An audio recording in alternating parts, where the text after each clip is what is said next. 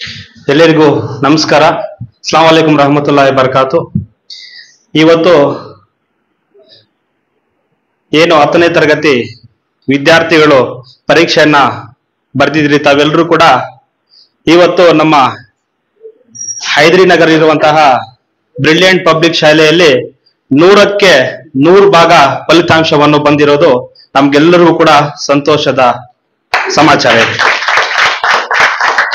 ಯಾಕೆ ಅಂದ್ರೆ ವಿದ್ಯಾರ್ಥಿಗಳ ಮೇಲೆ ಒಂದು ನಂಬಿಕೆ ಇಟ್ಟಿರ್ತಾರೆ. ಶಿಕ್ಷಕರಾಗಿರ್ಬಹುದು, ತಂದೆ ತಾಯಿಂದ್ರಾಗಿರ್ಬಹುದು, ನಮ್ಮೆಲ್ಲ ಚಿಕ್ಕಪ್ಪ ದೊಡ್ಡಪ್ಪ ಸಂಬಂಧಿಕರು ಎಲ್ಲರೂ ಕೂಡ ನನ್ನ ಮಗು ಶಾಲೆಯಲ್ಲಿ ಓದ್ತಿದೆ, ಈ ಸತಿ ಯಾವುದೇ ಪಾಸ್ ಆಗೋದ್ರಲ್ಲಿ ಸಂಶಯವಿಲ್ಲ ಅಂತ ಹೇಳ್ಬಿಟ್ಟು ಇದಕ್ಕೊಂದು ಕಾರಣ ಹೇಳಿ ನನ್ನ ಭಾಷಣವನ್ನು ಮುಂದೆ ಹೊರೀತೀನಿ.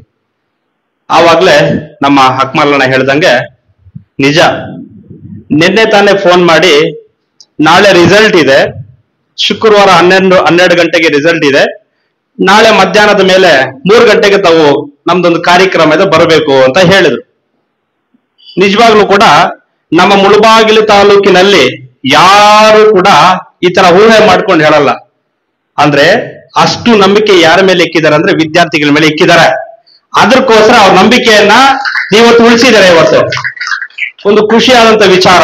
ಆದ್ರಿಂದ ನಿಜವಾಗ್ಲೂ ಕೂಡ ನಿಮಗೆ ಮತ್ತೆ ನಿಮ್ಮ ತಂದೆ ತಾಯಿಂದರಿಗೆ ಅವ್ರಿಗೆಲ್ರಿಗೂ ಕೂಡ, ಯಾಕೆ ಅಂದ್ರೆ ಸಮಯವನ್ನ ಪಾಲನೆ ಮಾಡಿದಿರ ತಾವೆಲ್ಲರೂ ಕೂಡ.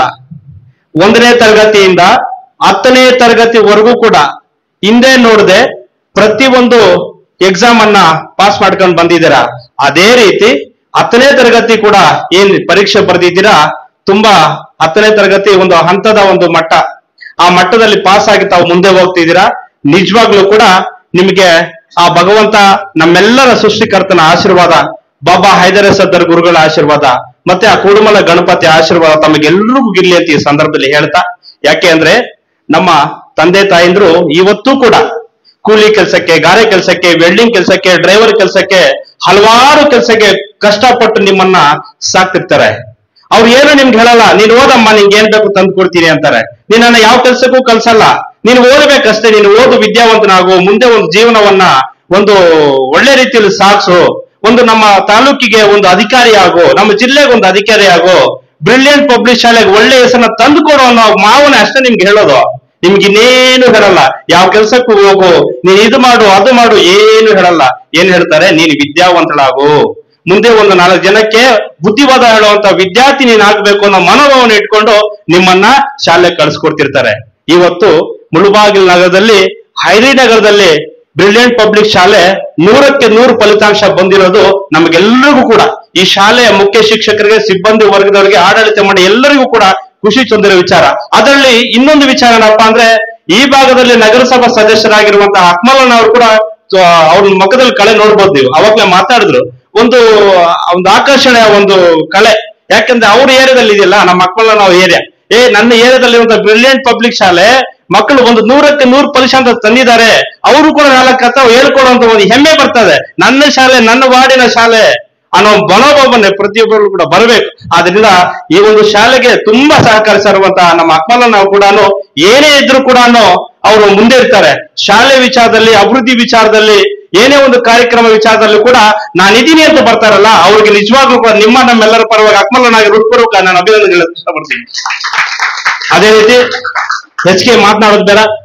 ಇವತ್ತು ವೇದಿಕೆ ಮೇಲೆ ಆಸೀನರಾಗಿರುವಂತಹ ಆಡಳಿತ ಮಂಡಳಿಯ ಅಧ್ಯಕ್ಷರಾಗಿರುವಂತಹ ಬ್ಯಾರಜಾನ್ ಸರ್ ಅವರು, ಈ ಶಾಲೆಯ ಮುಖ್ಯ ಶಿಕ್ಷಕರಾಗಿರುವಂತಹ ಪ್ರಾನ್ಸಿಪಲ್ ಆಗಿರುವಂತಹ ಅಫ್ಸರ್ ಸರ್ ಅವರು, ಮತ್ತೆ ನಮ್ಮ ತನ್ವೀರ್ ಅಣ್ಣನವರು, ನಮ್ಮ ಈ ಭಾಗದ ಎಲ್ಲ ನಿವಾಸಿಗಳು ವೇದಿಕೆ ಮೇಲೆ ಆಸೀನರಾಗಿದ್ದಾರೆ. ಅವ್ರಿಗೆಲ್ಲರೂ ಕೂಡ ಆ ಸೃಷ್ಟಿಕರ್ತನ ಆಶೀರ್ವಾದ ಸದಾ ಇರ್ಲಿ. ಹಿಂದೆ ಇಂತಹ ಒಂದು ಏನು ಪಬ್ಲಿಕ್ ಅವಾಗಲೇ ಹೇಳ್ದಂಗೆ ಈ ಶಾಲೆಗೆ ಎಲ್ಲರೂ ಕೂಡ ವಾಪಸ್ ಹೋಗ್ತಿದ್ದಾರೆ. ಯಾಕಂದ್ರೆ 1000 ಜನ ಹೌಸ್ಫುಲ್ ಆಗ್ಬಿಟ್ಟಿದೆ. ನಮ್ಮ ಸಾರ್ ಹೇಳ್ದಂಗೆ ಅವರು ನೀವು ಪವರ್ ಬ್ಯಾಂಕ್ ಇಕ್ಕೋಬೇಕು ಅಂತ ಹೇಳ್ತಿದ್ರು. ಅದು ನಿಜಾನೇ. ಯಾಕೆ ಅಂದ್ರೆ ಅಕ್ಮಲಣ್ಣ ಹೇಳ್ದಂಗೆ ನೀವು ಮತ್ತೆ ಒಂದು ಬಿಲ್ಡಿಂಗ್ ಅನ್ನ, ಜಾಗವನ್ನ ತೆಗೆದು ಬಿಲ್ಡಿಂಗ್ ಕಟ್ಟಲೇಬೇಕು. ಯಾಕಂದ್ರೆ ನಮ್ಮ ಸಹಕಾರ ಅದರಲ್ಲಿ ಮೊದಲನೇ ಸಹಕಾರ ನಮ್ಮ ಅಕ್ಮಲಣ್ಣ ಅವ್ರು ಇರ್ತದೆ. ಅವ್ರ ಜಾಗ ತೆಗೆದು ಬಿಲ್ಡಿಂಗ್ ಕಟ್ಟಬೇಕು ಅಂದ್ರೆ ಏನ್ ಬೇಕು ಸಹಾಯ ಮಾಡ್ತಾರೆ. ಯಾಕೆಂದ್ರೆ ವಿದ್ಯಾವಂತರು ಮುಂದೆ ಬರಬೇಕು, ಬೆಳಿಬೇಕು, ಬಾಳ್ಬೇಕು ಅನ್ನೋ ಭಾವನೆ ನಮ್ಮ ಅಕ್ಮಲಣ್ಣ ಇದೆ.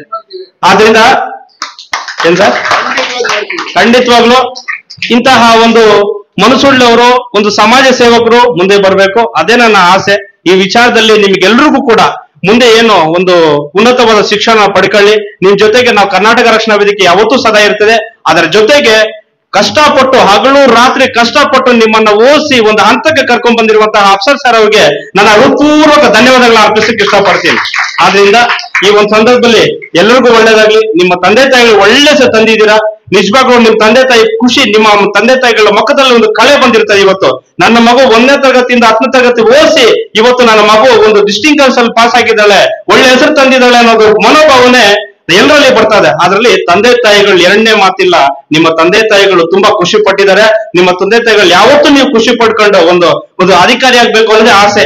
ಬ್ರಿಲಿಯಂಟ್ ಪಬ್ಲಿಕ್ ಶಾಲೆ ಆಡಳಿತ ಮಂಡಳಿ ವತಿಯಿಂದ ಹಾಗೂ ನಮ್ಮ ಅಫ್ಸಲ್ ಸರ್ ಅವರು, ಮ್ಯಾನೇಜರ್ಸ್ ಅವರು ಎಲ್ಲರೂ ಒಂದೇ ಬಯಸೋದು, ಶಾಲೆಯಲ್ಲಿ ಓದ್ತಿರುವಂತಹ ಮಗು ಒಂದು ಒಳ್ಳೆ ಅಧಿಕಾರಿ ಆಗ್ಬೇಕು, ಒಳ್ಳೆ ಆಫೀಸರ್ ಆಗ್ಬೇಕು, ಒಳ್ಳೆ ದೊಡ್ಡ ಮಟ್ಟದಲ್ಲಿ ಹೋಗ್ಬೇಕು, 4 ಜನ ಬುದ್ಧಿ ಹೇಳ್ಬೇಕು ಅನ್ನೋ ಮನೋಭಾವನೆ ಇಟ್ಕೊಂಡು ನೀವೆಲ್ಲರೂ ಕೂಡ ಬೆಳೀತಾ ಇದ್ರೆ, ಬಾಳ್ತಾ ಇದ್ದೀರಾ. ನಿಮ್ಗೆಲ್ರಿಗೂ ಕೂಡ ಆ ಸೃಷ್ಟಿಕರ್ತನ ಆಶೀರ್ವಾದ ಸದಾ ಇರ್ಲಿ.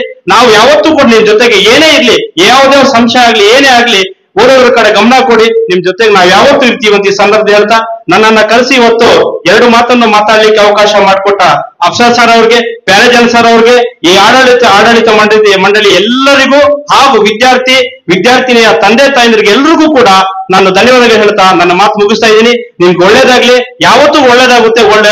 ತಮ್ಮ ತಾಲೂಕು ಒಳ್ಳೆ ಹೆಸರು ತಂದಿದ್ದೀರಾ, ಬ್ರಿಲಿಯಂಟ್ ಪಬ್ಲಿಕ್ ಶಾಲೆಗೆ ಒಳ್ಳೆ ಹೆಸರು ತಂದಿದ್ದೀರಾ, ಹೈದರಿನಗರ್ಗೆ ಒಳ್ಳೆ ಹೆಸರು ತಂದಿದ್ದೀರಾ ಅಂತ ಹೇಳ್ತಾ ನಾನು 2 ಮಾತನ್ನ ಮುಗಿಸ್ತಾ ಇದ್ದೀನಿ. ಜೈ ಹಿಂದ್, ಜೈ ಕರ್ನಾಟಕ, ಮತ್ತೆ ನಮಸ್ಕಾರ. ಯಾಕೆಂದ್ರೆ ಆವಾಗ್ಲೇ ಮಾತಾಡ್ತಿರುವಾಗ ಬರ್ತೋಗ್ಬಿಟ್ಟೆ. ಆವಾಗ್ಲೇ ಮಕ್ಳೆಲ್ರು ಪಾಸ್ ಆಗಿರೋ ಒಂದು ಖುಷಿಯಲ್ಲಿದ್ರು. ಒಂದು ಮಗು ನನ್ಗೆ ಸಿಹಿ ಕೊಡ್ತು ಆವಾಗ್ಲೇ. ಆ ಮಗು ನಿನ್ನ ಹೆಸರೇನಮ್ಮ? ಅತೀಫಾ. ಆ ಮಗು ಸ್ವೀಟ್ ಕೊಡ್ತು. ಅವಾಗ್ಲೇ ನಾವೆಲ್ಲ ಕೂತಿದ್ವಿ, ತನ್ವೀರನ ನಾವೆಲ್ಲ ಕೂತಿದ್ವಿ. ಯಾಕೆ ಈ ಮಾತು ಹೇಳ್ತಾ ಇದೀನಿ ಅಂದ್ರೆ, ನಾನು ಅವ್ರಿಗೆ ಕನ್ನಡದಲ್ಲಿ ಹೇಳಿದೆ, 10ನೇ ತರಗತಿ ಪಾಸ್ ಆಗಿದ್ಯಾ, ಒಳ್ಳೆ ರಿಸಲ್ಟ್ ತಂದ್ಕೊಟ್ಟಿದ್ಯಾ ಶಾಲೆಗೆ, ನಿಮಗೆ ಆ ಭಗವಂತ ಒಳ್ಳೇದ್ ಮಾಡ್ಲಿ, ದೇವ್ರು ಚೆನ್ನಾಗಿರ್ಲಿ ಅಂತ ಹೇಳಿದೆ. ಆ ಮಗು ಮತ್ತೆ ನನ್ಗೆ ರಿಟರ್ನ್ ಏನ್ ಹೇಳ್ತು ಅಂದ್ರೆ, ಹೃತ್ಪೂರ್ವಕ ಧನ್ಯವಾದಗಳು ಅಂತ ಹೇಳ್ತು. ಯಾಕೆ ಈ ಮಾತು ಹೇಳಿದೆ ಅಂದ್ರೆ, ಇಂಗ್ಲಿಷ್ ಜೊತೆಗೆ ಕನ್ನಡವನ್ನು ಕೂಡ ತುಂಬಾ ಅದ್ಭುತವಾಗಿ ಈ ಬ್ರಿಲಿಯಂಟ್ ಪಬ್ಲಿಕ್ ಶಾಲೆಯಲ್ಲಿ ಕಲಿಸ್ಕೊಡ್ತಾ ಇದಾರೆ ಅನ್ನೋದನ್ನ ನನಗೆ 2-3 ವರ್ಷದಿಂದ ಗೊತ್ತು. ಆದ್ರೆ ಮಗು ಅವ್ರಿಗೆ ನನಗೆ ಸ್ವೀಹಿ ಕೊಟ್ಟಾಗ ಮತ್ತೆ ನಾನು ನಿಪ್ಲೆ ಅವ್ರಿಗೆ ಹೇಳಿದಾಗ ಅವ್ರಿಗೆ ಮತ್ತೆ ನನಗೆ ಧನ್ಯವಾದಗಳು ಅಂತ ಹೇಳೋದಲ್ಲ, ನನಗೆ ಖುಷಿ ಆಯ್ತು. ಕನ್ನಡನೂ ಕೂಡ ತುಂಬಾ ಅದ್ಭುತವಾಗಿ ಶಾಲೆಯಲ್ಲಿ ಕಲಿಸ್ಕೊಡ್ತಿದ್ದಾರೆ ಅಂತ ಹೇಳ್ಬಿಟ್ಟು. ಆದ್ರಿಂದ ನಾನು ಹುಸೇನ್ ಸರ್ ಅವ್ರಿಗೆ ಮತ್ತೆ ಚಂದ್ರಪ್ಪ ಸರ್ ಅವ್ರಿಗೆ ಹೃತ್ಪೂರ್ವಕ ಧನ್ಯವಾದಗಳು ಹೇಳ್ತೀನಿ. ಯಾಕೆಂದ್ರೆ ಬರೆಯಕ್ಕೆ ಬರಲ್ಲ, ಓದಕ್ ಬರಲ್ಲ ಅಂತ ಸ್ವಲ್ಪ ಜನ ಶಿಕ್ಷಕರು ಏನ್ ಮಾಡ್ತಾರೆ, ಸರಿಯಾಗಿ ಅವ್ರನ್ನ ಹಿಡಿಸ್ಕೊಳಕ್ ಹೋಗಲ್ಲ. ಆದ್ರೆ ಬ್ರಿಲಿಯಂಟ್ ಪಬ್ಲಿಕ್ ಶಾಲೆಯಲ್ಲಿ ನೀನು ಓದ್ತೀಯಾ, ಬರೀತೀಯಾ, ಮಾತಾಡ್ತೀಯಾ ಅನ್ನೋ ಒಂದು ಛಲವನ್ನ ಅವ್ರಿಗೆ ಕಳ್ಸಿಕೊಡ್ತಿದಾರಲ್ಲ, ಬ್ರಿಲಿಯಂಟ್ ಪಬ್ಲಿಕ್ ಶಾಲೆ ಎಲ್ಲರಿಗೂ ಕೂಡ, ಆಡಳಿತ ಮಾಡಿ ಎಲ್ರಿಗೂ ಕೂಡ ಧನ್ಯವಾದ ಹೇಳಕ್ ಇಷ್ಟಪಡ್ತೀನಿ. ಯಾಕಂದ್ರೆ ನಮ್ಮ ಮಾತೃಭಾಷೆ ಉರ್ದು ಆಗಿರೋದು ಕೂಡ ಕನ್ನಡವನ್ನ ಕಲಿಬೇಕು, ಕನ್ನಡವನ್ನ ಮಾತಾಡ್ಬೇಕು. ಕನ್ನಡದಲ್ಲಿ ನಾವು ಏನೇ ಒಂದು ಭಾಷಣವನ್ನ ಮಾಡ್ಬೇಕು ಅಂದ್ರೆ ಕನ್ನಡ ಬೇಕಾಗಿರುತ್ತೆ.